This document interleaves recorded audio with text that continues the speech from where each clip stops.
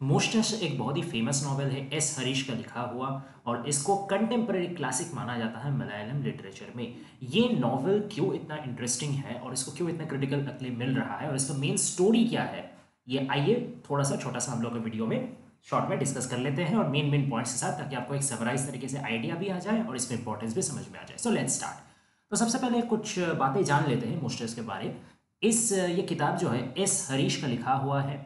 और ये इनका डेब्यू नॉवेल है। इससे पहले इन्होंने 3 शॉर्ट स्टोरी कलेक्शन लिखा था, जिसमें एक का नाम था आदम, जिसके लिए उन्होंने केरल साहित्य अकेडमी पुरस्कार भी जीता था। लेकिन ये इनका डेब्यू नॉवेल है मोस्टस, ठीक है। और डेब्यू नॉवेल ने ही एकदम इतना बढ़िया प्रभाव फैला चारों तरफ कि इसने जेसीबी प्राइज फॉर लिटरेचर 2020 का अपने नाम कर लिया।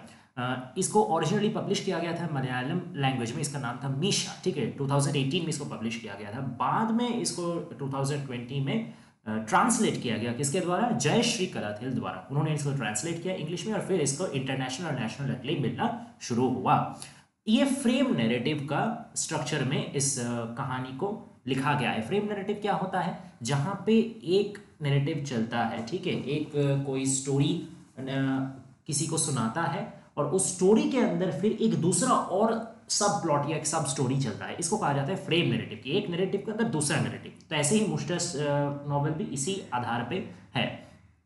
मैजिक रियलिज्म का बहुत एक बड़ा असर इस पूरा नॉवेल में आपको देखने को मिलेगा। इसमें आपको हर इनएनिमेट ऑब्जेक्ट कह लीजिए या हर नेचुरल एजेंट कह लीजिए, सब में आपको प्राण नजर आते हुए दिखेगा। सब एक ह्यूमनाइज्ड कैरेक्टर के तरह से बिहेव करेंगे। सबका अपना एक पर्सपेक्टिव थॉट रहेगा। जैसे लगेगा कि ये पूरा हम लोग फेरी लैंड में आ गए हैं, जहां सब कोई जीवित है, सब कोई का अपना ख्याल विचार है, ठीक है।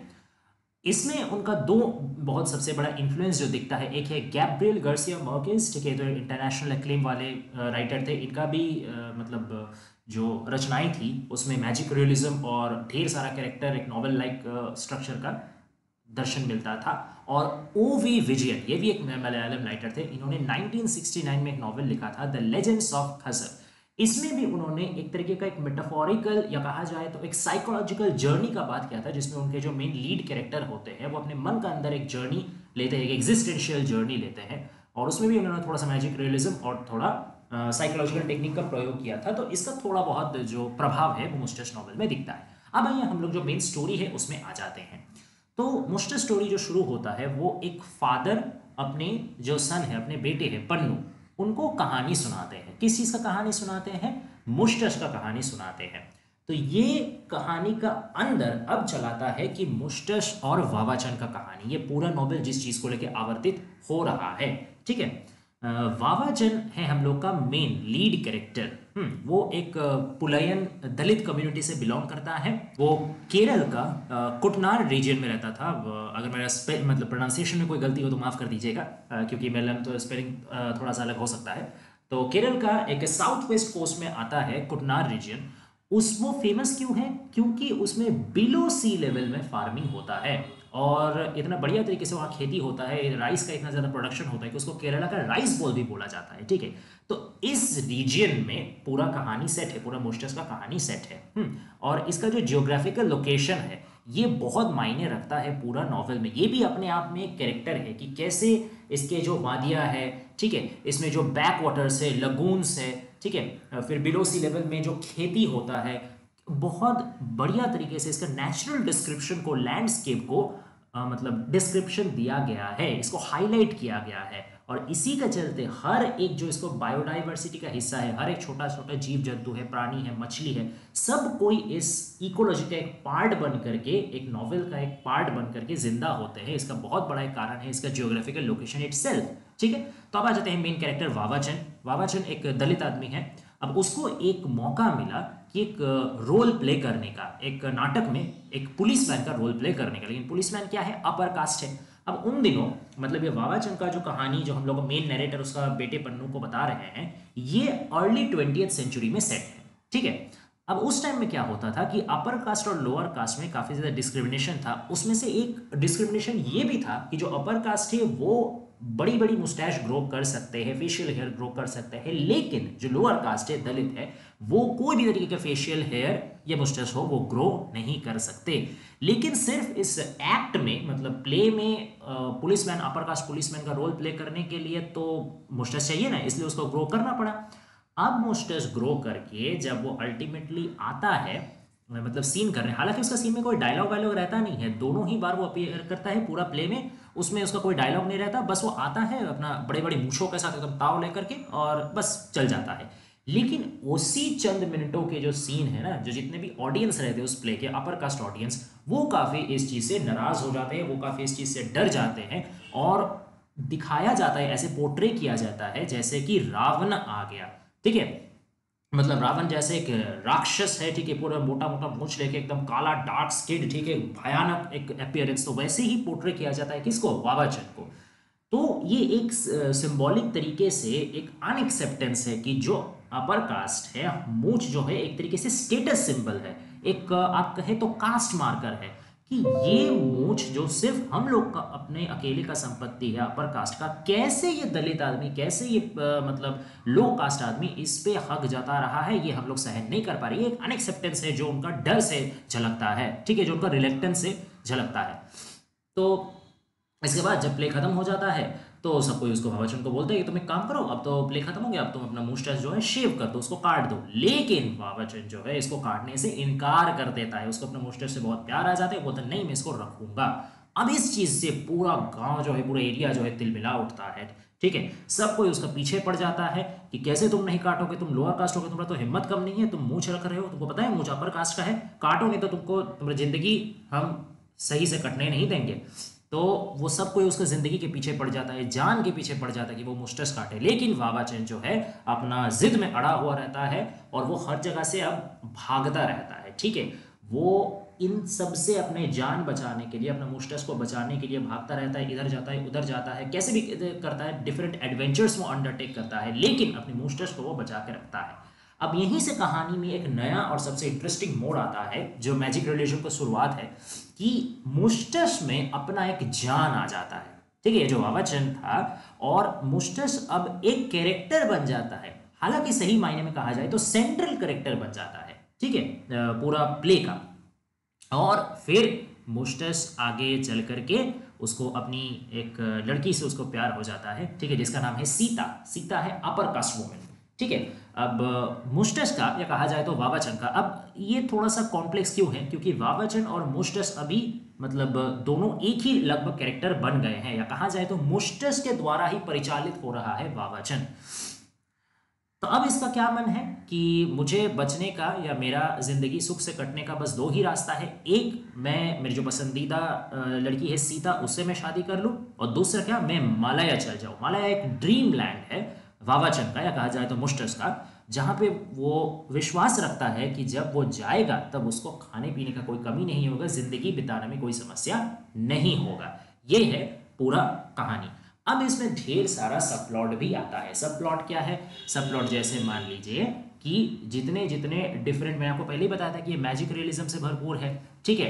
अब क्योंकि ये मैजिक रियलिज्म से भरपूर है तो यहाँ पे आपको डिफरेंट डिफरेंट कैरेक्टर्स मिल जाते हैं जो कि इनएनिमेट है या फिर जानवर है, लेकिन वो बिहेव करते हैं किस जैसे, इंसान जैसे, जैसे बर्ड्स है, यहाँ तक कि अच्छा ये जो वावाचन है ये अब क्या बन जाता है, ये अब इसका बारे डिफरेंट डिफरेंट कहानी बनने लगता है, ठीक है। कि तुमको पता है कि वावाचन जो चल गया था, वावाचन को इतना बड़ा मुस्टैच, वो असल में एक महामानव है, उसका मुस्टैच में जान आ गया है, ठीक है, वो अपने मतलब उसका पास मैजिकल पावर आ गए हैं, वो इसका उतना पास इतना ताकत है कि वो कुछ भी कर सकता है, वो मैजिक कर सकता है, वो वैनिश हो जा सकता है, ऐसे तरह तरह के। और हर आदमी, पूरा गांव के एरिया के हर व्यक्ति, हर पुरुष, हर नारी का पास वावाचन को लेकर के एक एक अपना कहानी है, ठीक है।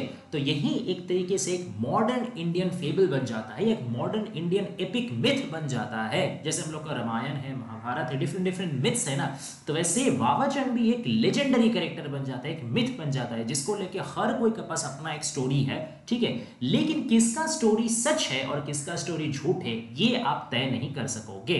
अब ये जो नॉवेल है मुस्टैच, ये इसीलिए इतना कॉम्प्लेक्स बन जाता है कि इसका मेन जो कहानी है ये तो काफी सिंपल है, लेकिन मेन कहानी से जुड़ा हुआ जो और ढेर सारा छोटी छोटी कहानी है, मुस्टस को लेके हर कोई का अपना एक कहानी है, ठीक है, उसको आप एक दूसरे से कभी कभी रिलेट कर पाओगे, कभी कभी रिलेट नहीं कर पाओगे। इसीलिए मतलब नॉवेल थोड़ा सा कॉम्प्लेक्स हो जाता है। अगर आप बहुत ध्यान से इसको नहीं पढ़ोगे तो कुछ कुछ टाइम आपको समझने में भी असुविधा आ सकता है। और इसमें फोकलोर का काफ़ी ज़्यादा प्रयोग किया गया है। फोकलोर इन द सेंस जो लोकल गाने होते हैं, ठीक है, संगीत का प्रयोग किया गया है, लेजेंड्स का प्रयोग किया गया, और मॉडर्न नया नया मिक्स बनाया भी गया है लेखक के द्वारा, जिसको डिफरेंट डिफरेंट आदमी का मुंह पे, जैसे वुमेन जो थे उस ज़माने के, वो बोला करते थे कि जो मुस्टस है उसके वजह से बाबाचन को काफ़ी ज़्यादा ताकत मिलता था, ठीक है। फिर कोई कोई ये भी कहा करता था कि डिफरेंट जो पंछियाँ है, ठीक है, फिर सांप है या तरह तरह की जानवर है, वो बाबाजन के मूंछ के अंदर मतलब शेल्टर ढूंढा करते थे, ठीक है। फिर इसमें आपको क्रोकोडाइल मिल जाएंगे, ठीक है, जो बात करते हैं, बात करते हुए गीज यानी आपके जो सारस है वो मिल जाएंगे, ठीक है। फिर टॉर्टॉइज मिल जाएंगे, टर्टल मिल जाएंगे, फ्रॉग्स मिल जाएंगे। ये सारे क्या है, बात करते हैं, ये सारे जिंदा कैरेक्टर है और इन सब का अपना अपना एक पर्सपेक्टिव है, सिर्फ बाबाचन को लेकर के नहीं, बट कंटेम्प्रेरी सोसाइटी को लेकर के भी और कंटेम्प्रेरी नेचर को लेकर भी। यहाँ एक तरीके से एक इको क्रिटिकल एस्पेक्ट भी एस हरीश ने बहुत बुद्धिमानी के साथ घुसा दिया है कि कैसे ह्यूमन जो डेवलपमेंट है या कहा जाए तो अर्बनाइजेशन है, वो नेचुरल बैलेंस को बिगाड़ रहा है, इकोसिस्टम को बिगाड़ रहा है। और यहीं हर एक नेचुरल एजेंट का थ्रू, हर एक मतलब पंछी पक्षी और जंतु जानवर का थ्रू बात करा के वो ये समझाने का कोशिश कर रहे हैं कि नेचर कितना ज़रूरी है, उसको डिस्टर्ब मत करो, उसको डिस्टर्ब करने का कितना भयानक परिणति आ सकता है। जैसे यहाँ पे दिखाया जाता है कि जो क्रोकोडाइल के जो लास्ट क्रोकोडाइल बचा है, करियत, ठीक है, वो उसका किससे फेस ऑफ होता है, एक करेक्टर रहता है इस नॉवेल में, इंग्लिशमैन प्रीचर साहब, ठीक है, तो उसके साथ उसका एक ड्यूएल होता है, एक लड़ाई होता है। जैसे लगता है कि इसको ये जिंदा रहने नहीं देगा, क्रोकोडाइल को वो प्रीचर साहब जिंदा नहीं रहने देंगे, उसको शिकार करके ही मानेंगे। तो ये क्या दर्शाता है, ये एक तरीके से जो डेवलपमेंट है उसकी वजह से कैसे नेचर और वाइल्ड लाइफ विध्वंस हो रहे हैं उसका एक जरिया है, उसको समझाने का एक तरीका है। फिर वो ये भी दिखाते हैं कि कैसे दो टर्टल अपने में बात करते हैं कि अरे ये तुमको पता है, ये इंसान जो है ये समझते हैं कि दुनिया गोल है, वो लोग ऐसा बुड़बक इंसान है।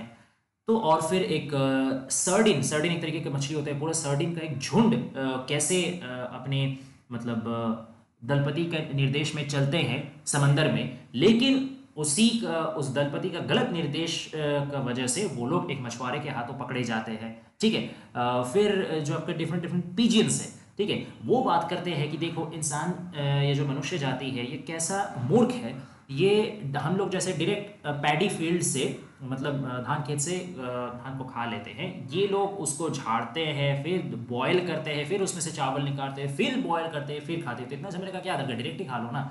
तो यहाँ डिफरेंट डिफरेंट कैरेक्टर्स का थ्रू इंसानों के ऊपर या इंसानी हरकतों के ऊपर एक कमेंट्री किया गया है। तो इसीलिए इसको मॉडर्न डे एपिक या मॉडर्न डे लेजेंड क्यों कहा जाता है, क्योंकि इसमें सिर्फ एक सिंपल स्टोरी नहीं है। एक एपिक में जैसे सिर्फ एक सिंपल स्टोरी नहीं रहता, उसके साथ ढेर सारे दूसरा दूसरा सब प्लॉट्स रहते हैं, छोटा छोटा स्टोरी रहते हैं, और नेचर के बारे कमेंट्री रहता है, रिलीजियन के बारे रहता है, कल्चर के बारे रहता है, और भी ढेरों दूसरा दूसरा टॉपिक के बारे भी वहां सीखने को मिलता है। ठीक वैसे इस नॉवेल का थ्रू भी उन्होंने नेचर के बारे, ठीक है, उस टाइम के पॉलिटिक्स के बारे, कैसे अपर कास्ट और लोअर कास्ट में डिवीजन होता था उसके बारे, यहां तक कि वुमेन के बारे भी उन्होंने काफी सारा दिल दहला देने वाला घटना भी वर्णना किया है।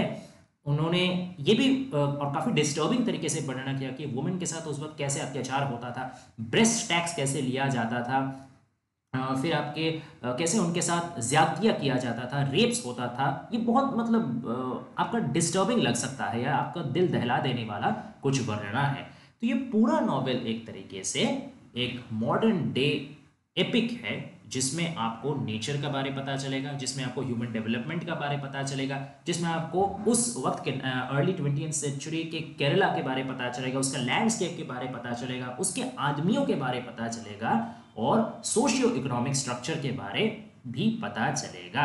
ठीक है, आखिर में एक जो चीज़ है कि ये मुस्टस जो है ये एक सिंबल, एक लेजेंड बन जाता है, और वो जो पन्नों है ना, वो एक टाइम में आकर के क्वेश्चन करता है कि अच्छा ये जो आप वो अपने पिताजी से सवाल करते हैं, आप जो बोल रहे हो कि जो मुश्तश है ये मैजिक है, कैसे मैं मान लूँ? क्योंकि जो मैजिक होता है उसके पास तो एक मैजिक वैंड रहता है, एक मैजिक दंड रहता है।